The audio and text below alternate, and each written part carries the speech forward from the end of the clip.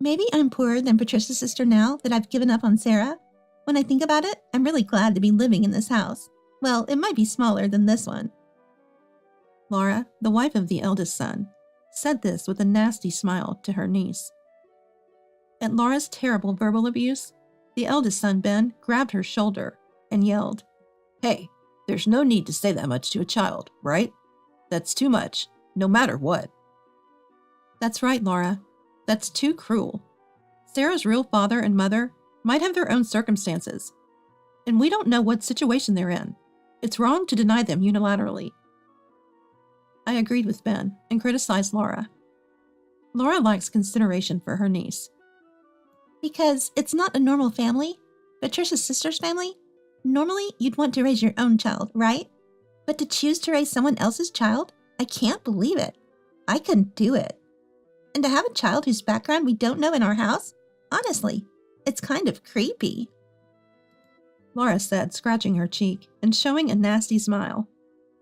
The eldest son and I were at a loss for words at Laura's terrible remarks. This is not something that should be heard by an 8-year-old niece. I was thinking of taking my niece home soon, because I didn't want to stay here any longer. That's when my niece, who had been silent until now, asked Laura. I've been wondering for a while. Who is the person in the closet, next to the living room? My niece looked like she was certain of something. What? Laura muttered and turned pale. I am Patricia, 60 years old. I'm the head of a law firm. Because I worked too hard, I once got married but divorced after about 3 years. I have one son, but he recently got married and left home. But I'm not lonely. The law firm I run has been busy lately with increased referrals from clients. Also, I enjoy attending training sessions and occasionally drinking with fellow lawyers, so my days are reasonably enjoyable. However, sometimes when I go to the shopping mall alone, I see happy families and feel envious. I might not have felt this way if my marriage had continued. My solace is my beloved niece, Sarah. My niece is my sister's daughter, 8 years old now. She has no blood relation to my sister. My sister always wanted children. With her husband's support, they tried hard for a while, but eventually gave up on conceiving. However, since both of them loved children, they adopted my niece when she was 3. But this niece is a bit of an enigma. She has keen intuition, and I feel she has some special abilities.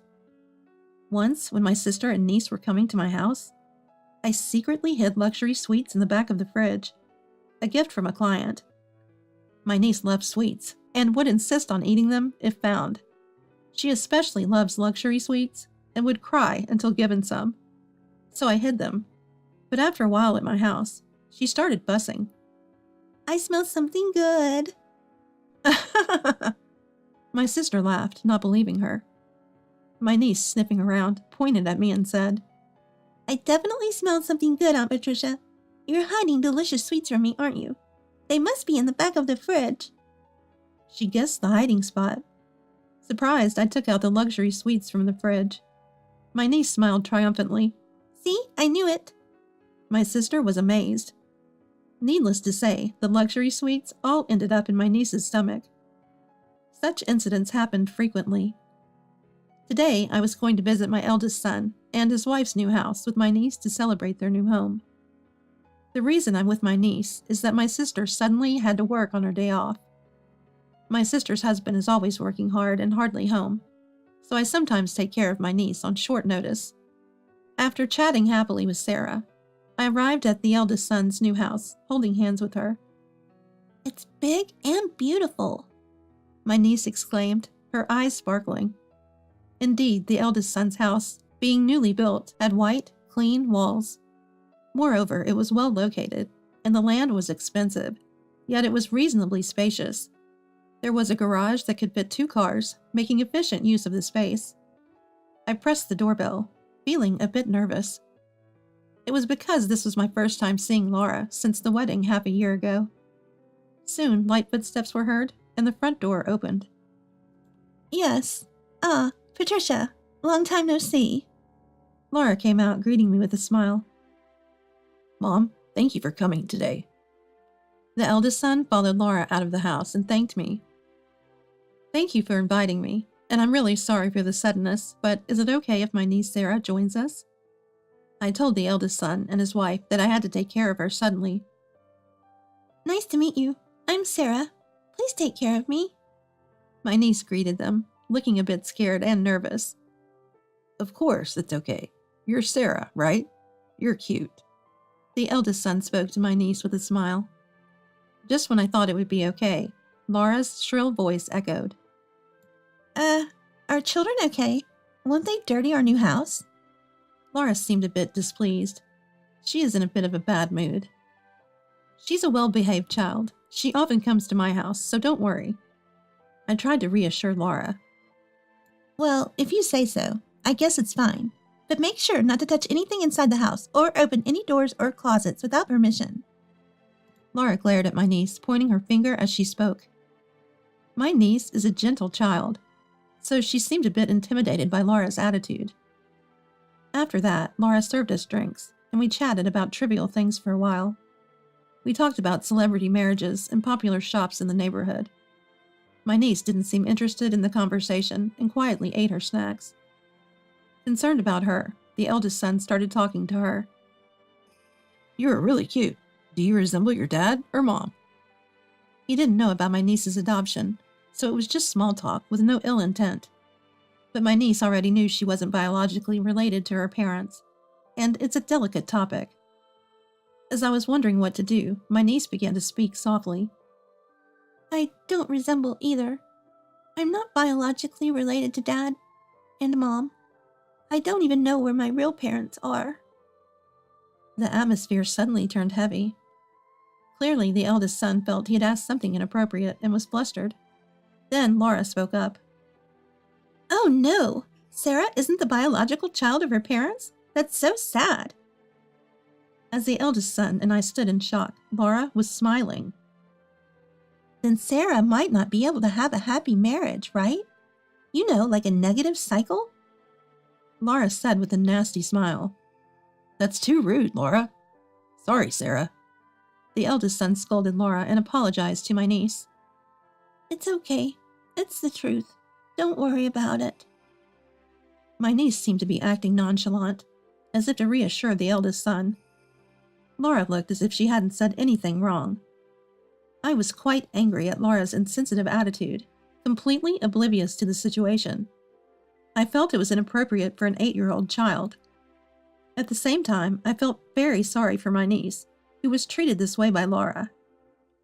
Then let me show you around the new house, the eldest son said to us deliberately in a bright tone, trying to change the heavy atmosphere.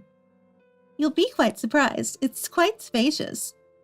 Laura, seemingly having forgotten her earlier gaffe, spoke to us cheerfully. For a while, the conversation went smoothly. Then Laura, smiling, opened the kitchen door. This is the kitchen. It's a trendy design that's been popular recently. I was very particular about ordering it. Laura boasted to us. Yes, it's impressive. I agreed, seeing the spacious and luxurious kitchen that must have cost a lot. In this manner, the eldest son and his wife showed us various rooms, including the bathroom, toilet, and bedroom. However, isn't it nice? This must be quite enviable for you, Sarah. Laura's superior attitude was superfluous, though. After touring the new house, we returned to the living room and were having tea again. Laura seemed satisfied, having been able to show off each room. Our house is much more wonderful than yours, isn't it? We visited a lot of model houses and chose carefully. Her eyes once again showed a superior attitude. I thought it was childish to brag to an 8-year-old child. While I was frowning at this, Laura, pleased that my niece was quietly nodding, became even more arrogant. Ah, but Sarah, your real dad and mom live somewhere else, right? Since they abandoned you, maybe they're poorer than Patricia's sister. Thinking about it, it's really good that you can live in your current house, though it might be smaller than this one. Laura said this with a nasty smile to my niece. At Laura's terrible verbal abuse, the eldest son grabbed her shoulder and shouted, Hey, Laura, there's no need to say that much to a child. Isn't that too much? That's right, Laura. That's too cruel. Sarah's real dad and mom might have their own circumstances, and we don't know what situation they're in. It's wrong to deny them unilaterally. I agreed with the eldest son and criticized Laura. Laura lacks consideration for her niece. Because it's not a normal family. Patricia's sister's family? Normally you'd want to raise your own child, right? But to choose to raise someone else's child? I can't believe it. I couldn't do it. And to have a child whose background we don't know in our house? Honestly, it's kind of creepy. Laura said, scratching her cheek and showing a nasty smile. The eldest son and I were at a loss for words at Laura's terrible remarks. This is not something that should be heard by an 8-year-old niece. My niece must have been quite hurt. I was thinking of taking her home soon because I didn't want to stay here any longer. That's when my niece, who had been silent until now, asked Laura, I've been wondering for a while, who is the person in the closet next to the living room? My niece looked like she was certain of something. Laura muttered, turning pale. The room next to the living room. We're not using that room. It's more like a storage space filled with Laura's stuff that's still unorganized. The eldest son answered with a gentle smile. Then is the person in the closet living there because the room is full of things and there's no space to live? My niece asked the eldest son with a curious face. No. There's no way someone is living in the closet, right? What are you talking about, Sarah? The eldest son exclaimed, a bit flustered. We're newlyweds, you know. We don't have children yet, and it's just the two of us living in this house, right, Ben? Laura talked to the eldest son insistently. Yeah. The eldest son, seemingly pressured by Laura's intensity, answered with a strained face. I felt something was off, like Laura was desperately hiding something. There's definitely someone in the closet. I don't lie, my niece said, puffing out her cheeks. It was cute, considering she's just a child. Then I looked at Laura intently. Given everything so far, my niece's intuition is uncannily accurate. Moreover, Laura's behavior has been clearly odd since a while ago, and her eyes are darting around. I thought we should check the closet. Looking at the eldest son, it seemed he felt the same, as he nodded at me. So I said, in a deliberately bright tone, Hey, since Sarah is saying this, why don't we take a look in the closet? No, there's no need to specifically look in the closet, right? Laura waved her hands frantically at Sarah, refusing. Her expression seemed a bit irritated, making her even more suspicious. But I'm really curious. I promise not to touch or break anything inside the closet. My niece spoke desperately to Laura. Laura, since Sarah is saying this, why don't you show us? Sarah is quite a mysterious child and often has accurate hunches. What if, hypothetically, there was a burglar who hid in the closet? Wouldn't you be worried? I spoke as if to reason with the eldest son and my niece. At this point, I suspected Laura might be up to something, but I tried not to show it. No, but... Laura hesitated. It's fine, Laura. Mom and Sarah are saying this, so let's just check the closet. There's probably nothing weird in it. The eldest son said gruffly, seemingly tired of the situation. Just wait, I'll clean up the room and the closet later. Let's do it another day, okay? Let's. Laura persisted more. It seemed she really didn't want something to be seen. Seizing the moment, I stood up. Enough, Laura. You're hiding something in the closet. Let me check. Saying this, I briskly opened the door to the room next to the living room. Looking inside, it indeed appeared to be a storage room. Cardboard boxes were placed everywhere, and it was cluttered. In that situation, Laura said, Patricia, now that you see it's just a storage room, we're good, right? Let's go back to the living room. She tried to pull my arm to prevent me from going further in. Indeed, it was a storage room, but I wanted to check the closet my niece mentioned. However, Laura, seemingly desperate to avoid being seen, grabbed my arm and wouldn't let go. Then, my niece slipped past us into the room and stood in front of the closet. Sorry, I just have to check because I'm really curious. She said this as she briskly opened the closet door. When we looked inside the closet, there was a man lying down. What's going on, Laura? Why is there a man I don't know sleeping in our closet? The eldest son yelled at Laura with a voice filled with anger.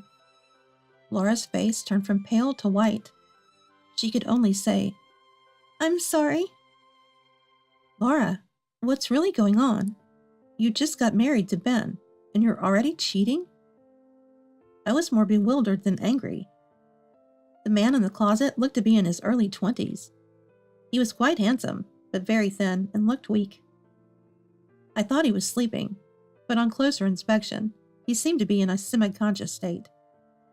His mouth was neatly covered with cloth, seemingly to prevent him from speaking.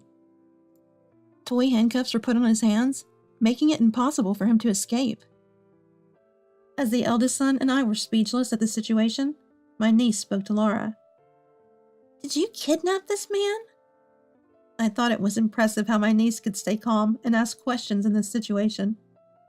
When spoken to by my niece, Laura, who had been pale, seemed to brazenly admit, Yes, so what?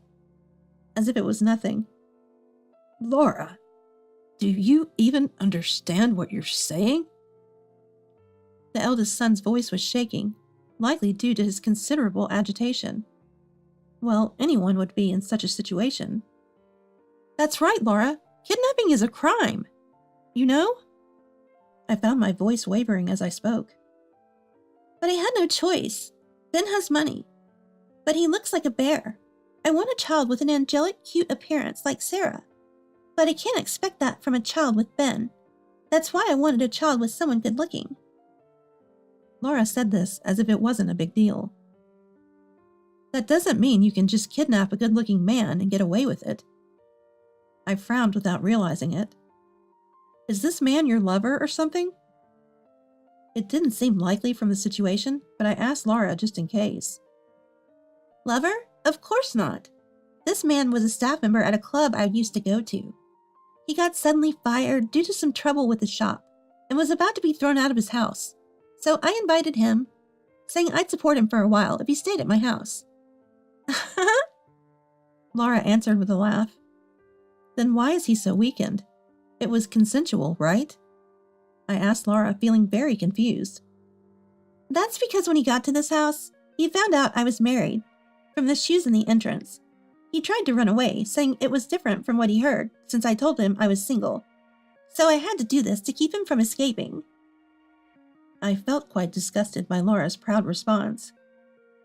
The eldest son seemed too shocked by what he had heard to say anything. Anyway, if you brought him here by force, you're a criminal. I'm going to report this to the police, of course. I spoke firmly and called the police in front of Laura. Why are the police involved? I just brought a person who lost his job and had nowhere to live. It's like a good deed, isn't it? I should be thanked, Laura said, turning her face away. How could Laura show no remorse when the man was so weakened? I couldn't believe she didn't think she had done anything wrong. A heavy silence fell over the room in this terrible situation. Then, Laura, I'm going to divorce you, the eldest son muttered. Why? You are like my bank. I can't believe you can't even fulfill that role. I won't divorce you. Laura screamed at the eldest son, her eyes bloodshot and almost crazed. I shielded my niece behind me and said, Given this situation, you can definitely get a divorce. You know what I do for a living, right? I'm a lawyer.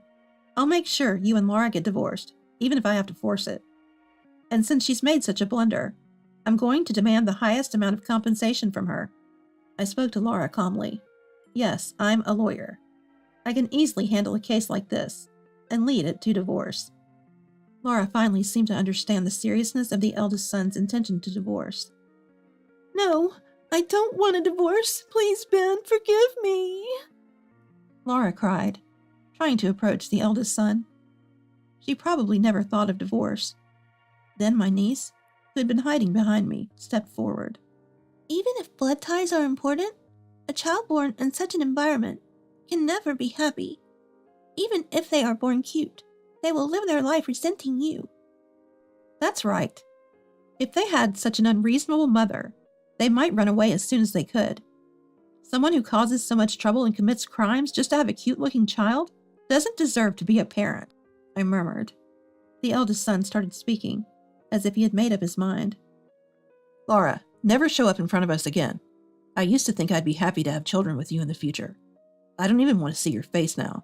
From today, we're strangers. If anything comes up, we'll settle it in court. Laura kept crying. She seemed to have no words to say. After a while, the doorbell rang, indicating the arrival of the police. Eventually, Laura was arrested. The man Laura had kidnapped was apparently being searched for by his family, and the situation had become serious. He was hospitalized, but it seems he will be discharged soon, as he only suffered from malnutrition, with no life-threatening conditions. The eldest son visited him once and was thanked repeatedly, the man crying with gratitude. The man plans to demand hospital and compensation fees from Laura, so I'm thinking of introducing him to a lawyer I know. Since then, Laura has repeatedly demanded to meet the eldest son. He has received many letters from her, begging for help and asking for a chance to make things right. I also received a letter from Laura. It read, "I'm sorry for everything. Please, Patricia, try to convince Ben to drop the divorce and compensation claim." Of course, I tore up the letter and threw it away. Laura was self-centered until the end. She will likely reflect in jail, but I have no intention of helping her. After that, the eldest son sold the newly built house. He said it had too many memories. Fortunately, since it was newly built, it sold for an amount that covered the mortgage. I'm relieved about that. Also, the eldest son has been actively introduced to women by sympathetic colleagues and friends who knew about his divorce and circumstances. He has a dinner date today with a woman introduced by a friend. The eldest son may look like a bear, but he's really kind-hearted. I'm sure he'll find someone attracted to his personality. As for me, I continue to be busy with work. Lately, my caseload has increased, leaving even less time for myself. But I still make time to see my niece. Recently, I've been meeting more often with my sister, her husband, and my niece as a group of 4. Both of them are trying to cut back on work to spend more time with Sarah. My niece always says, "I love Dad and Mom the most," and clings to them. The 3 of them look like a real family to anyone. And my niece smiles at me and says she loves me. Her smiling face is incredibly cute. I hope to continue enjoying such happy times with my niece and her parents.